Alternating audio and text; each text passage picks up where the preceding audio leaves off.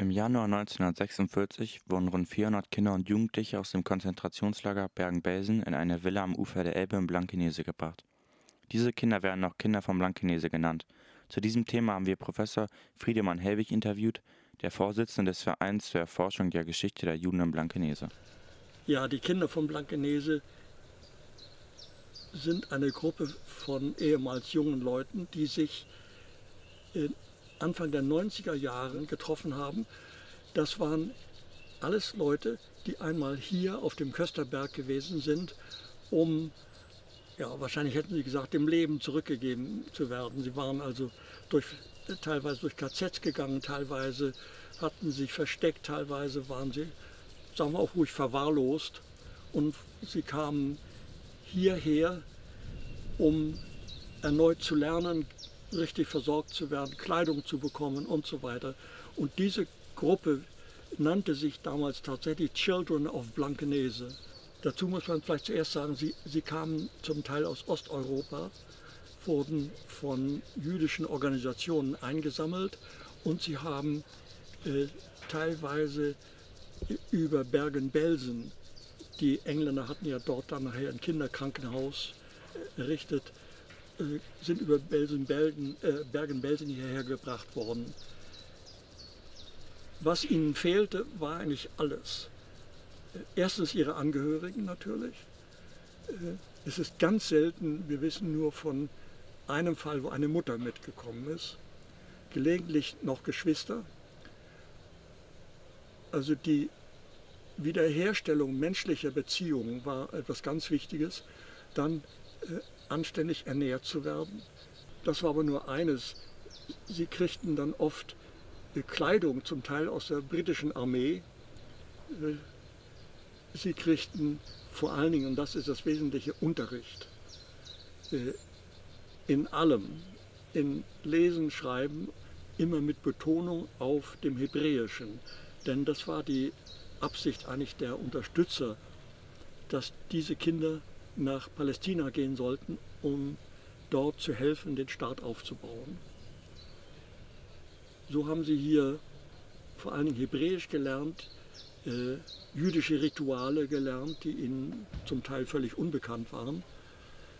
Sie haben praktisch in allem Unterricht gehabt, aber vor allen Dingen auch Anleitung, wieder ein bisschen fröhlich zu sein. Ist Ihnen bei dem Besuch der Kinder Anfang der 2000er Jahre eine Geschichte besonders im Kopf geblieben?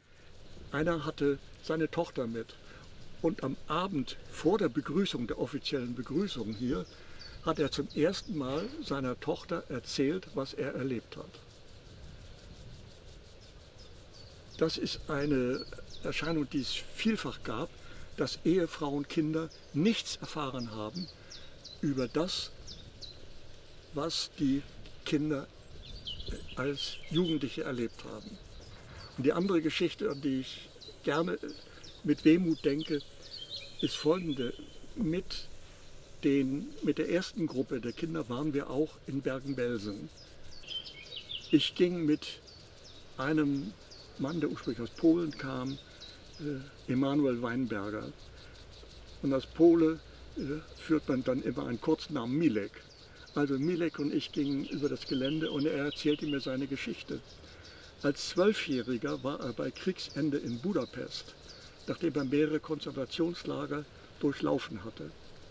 Er wusste kaum wohin, er hat aber erfahren, dass seine Schwester im englischen Kinderkrankenhaus in Bergen-Belsen ist.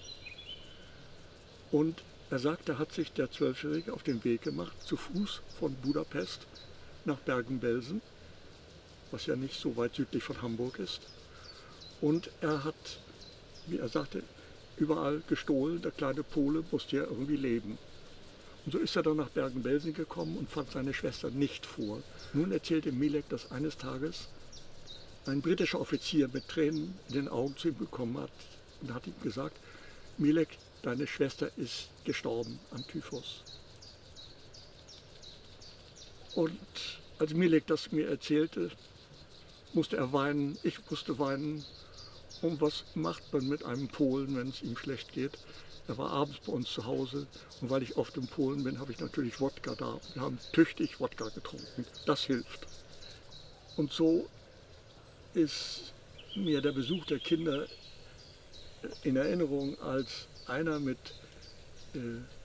offenen Menschen, die hergekommen waren, um zu sehen, was aus Deutschland geworden ist, zu sehen, wer sind die Menschen in Blankenese. Und sie haben uns öfter später gesagt, sie hätten ganz andere Menschen erwartet, wurden von anderen Menschen hier erwartet, als sie vom letzten Mal erinnern. Auf jeden Fall